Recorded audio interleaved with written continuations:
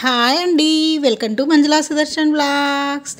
ఈరోజు మనం బోడ కాకరకాయలతోటి రెసిపీస్ చేసుకుంటున్నాము. రెండు రెసిపీసు, బొంతు కాకరకాయలు, ఆ కాకరకాయలు అని కూడా అంటారు. ఈ బోడ కాకరకాయలతోటి ఫ్రై చేసుకుంటున్నామండి. ఇది ఒక వారం రోజుల పాటు నిల్వ ఉంటుంది. అలాగే స్వీట్ కర్రీ కూడా చేసుకుంటున్నాము. ఇదైతే నిల్వ ఉండదండి, ఫ్రిడ్జ్లో పెట్టుకుంటే 2 days ఉంటుంది. ఇప్పుడు 1/2 kg బోడ కాకరకాయలు తీసుకొని ఇలా పల్చగా కట్ చేసి పెట్టుకోవాలండి. ఇలా కట్ చేసి పెట్టుకోవడం వల్ల మనకి తొందరగా ఫ్రై అవుతాయండి, అందుకని ఇలా కట్ చేసి పెట్టుకోవాలి. ఒక పెద్ద ఎల్లిపాయను తీసుకొని పొట్టు ఒలుచుకొని పెట్టుకోవాలి. ఇప్పుడు మనం ఒలుచుకున్న ఎల్లిపాయలని ఒక రోట్లో వేసుకొని ఒక 1/2 teaspoon జీలకర్ర వేసుకొని దంచుకోవాలి. ఇలా దంచుకోవాలండి, ఇలా మెదగాలి. ఇప్పుడు దీంట్లోకి 2 spoons కారం వేసుకోవాలి. టీస్పూన్ అండి, 2 teaspoons కారము, 2 teaspoons ఉప్పు వేసుకోవాలి. వేసుకొని మళ్ళీ బాగా వీటిని దంచుకోవాలి. ఒకవేళ మీరు మిక్సీ పట్టుకోవాలనుకున్నా దీన్ని మిక్సీ పట్టుకోవచ్చు. ఇప్పుడు ఇదైతే మొత్తము కింద అడుగు అంతా కూడా ఎల్లిపాయలు ఉండిపోయినాయి కదా, ఇప్పుడు ఇదంతా కలిసేటట్టు బాగా ఒకసారి కలిపి మళ్ళీ దంచుకోవాలి. ఎందుకంటే మనకి ఎల్లిపాయలు కింద ఉండిపోతాయి, పైన ఉప్పు కారం ఉంటుంది కదా. ఇప్పుడు ఒకసారి అలా దంచుకున్న తర్వాత ఇప్పుడు దీని అంతటిని కూడా బాగా మళ్ళీ ఒకసారి కలపాలండి. ఇలా కలిపిన తర్వాత మనం ఇదంతా ఒక గిన్నెలోకి తీసుకొని పక్కకు పెట్టుకోవాలి. ఇది మనం ఫ్రైలోకి వాడతాం అన్నమాట. ఇప్పుడు స్టవ్ ఆన్ చేసుకొని పాన్ పెట్టుకొని డీప్ ఫ్రైకి సరిపడా ఆయిల్ వేసుకోవాలి. ఇలా ఆయిల్ వేడైన తర్వాత మనం కట్ చేసి పెట్టుకున్న బోడ కాకరకాయలని ఇందులో వేసుకొని ఫ్రై చేసుకోవాలండి. నేనైతే ఒక 1/2 kg తీసుకున్నాను. 1/2 kg బోడ కాకరకాయలని ఫ్రై చేసుకుంటున్నాను. ఇలా ఫ్రై చేసుకోవాలి, బాగా కలుపుతూ మధ్య మధ్యలో కలుపుతూ ఫ్రై చేసుకోవాలి. మనకి గోల్డెన్ కలర్ రావాలండి. ఇప్పుడు మనకి ఇవి గోల్డెన్ కలర్ వచ్చాయి చూడండి. ఇప్పుడు ఇలా రావాలి.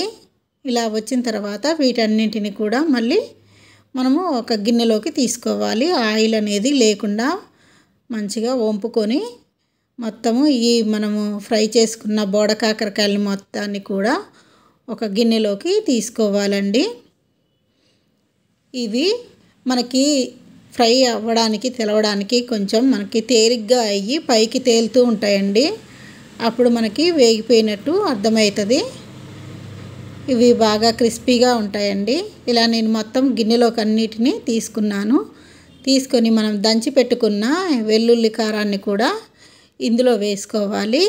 నేను కొంచెం అయితే పక్కకు పెట్టాను, ఎందుకంటే మళ్ళీ సరిపోతే వేద్దామన్నట్టుగా పక్కకు పెట్టాను. వేసి ఒకసారి కలిపి చూసిన తర్వాత మళ్ళీ వేద్దామని అనుకున్నాను, కాకపోతే సరిపోలేదు. ఇప్పుడు మిగతా మొత్తం కూడా వేసుకున్నాను. నాకు ఒక 1/2 kg బోడ కాకరకాయలకి 2 spoons కారము, 2 spoons ఉప్పు వేసి ఒక పెద్ద వెల్లుల్లిగడ్డని మనం చేసుకుంటే ఈ కారం సరిపోయిందండి. ఇప్పుడు మనకి బోడ కాకరకాయ ఫ్రై అయితే రెడీ అయిపోయింది. చూసారుగా, ఎంతో సింపుల్గా చేసుకోవచ్చు, కాసేపట్లోనే అయిపోతుందండి. ఇది మనకి ఒక 1 week దాకా నిల్వ ఉంటుంది. ఇప్పుడు స్వీట్ కర్రీ చేసుకుందాము బోడ కాకరకాయలతోటి. ముందుగా స్టవ్ ఆన్ చేసుకొని పాన్ పెట్టుకొని ఆయిల్ వేసుకొని ఆయిల్ వేడైన తర్వాత ఆవాలు వేసుకోవాలి. ఆవాలు చిటపటమన్నాక దీంట్లో ఒక ఆనియన్ వేసుకోవాలి. సన్నగా కట్ చేసుకొని ఒక ఆనియన్ వేసుకొని కొంచెం వేగాక పసుపు వేసుకోవాలి. 1/2 teaspoon పసుపు వేసుకోవాలి. ఇప్పుడు నేను దీంట్లో కూడా 1/2 kg బోడ కాకరకాయలు తీసుకున్నానండి. దీన్ని కూడా ఇలాగే పల్చగా కట్ చేసి పెట్టుకోవాలి. ఇలా అయితే మనకి త్వరగా ఉడుకుతాయండి. మనం మందంగా కట్ చేసి పెట్టుకుంటే త్వరగా ఉడకవు, ఇవి ఉడకడానికి కూడా టైం పడుతుంది. ఇలా వేసుకొని మూత పెట్టుకొని మధ్య మధ్యలో కలుపుతూ మూత తీసి కలుపుతూ మళ్ళీ మూత పెట్టుకొని ఉడికించుకోవాలండి. ఇప్పుడు చూసారు కదా, ఇవైతే బాగా ఉడికిపోయినాయి. ఇప్పుడు దీంట్లోకి 1 teaspoon కారము, 1 teaspoon ఉప్పు వేసుకున్నాను. అలాగే ఇప్పుడు మనం స్వీట్ కర్రీ అన్నాం కాబట్టి 2 teaspoons షుగర్ వేసుకోవాలి, అదేనండి పంచదార వేసుకోవాలి దీంట్లోకి. మీకు షుగర్ నచ్చకపోతే బెల్లమైనా వేసుకోవచ్చు, మీ స్వీట్కి తగ్గట్టు వేసుకోవచ్చు. అలాగే ఇందులో పాలు పోసుకోవాలి.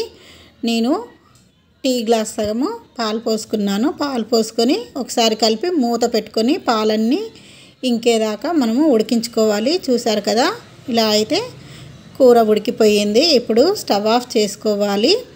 ఇప్పుడు ఒక గిన్నెలోకి సర్వ్ చేసుకుంటే బోడకాకరకాయ స్వీట్ కర్రీ రెడీ అండి. చూసారు కదా, బోడకాకరకాయ ఫ్రై అలాగే బోడకాకరకాయ స్వీట్ కర్రీ అండి.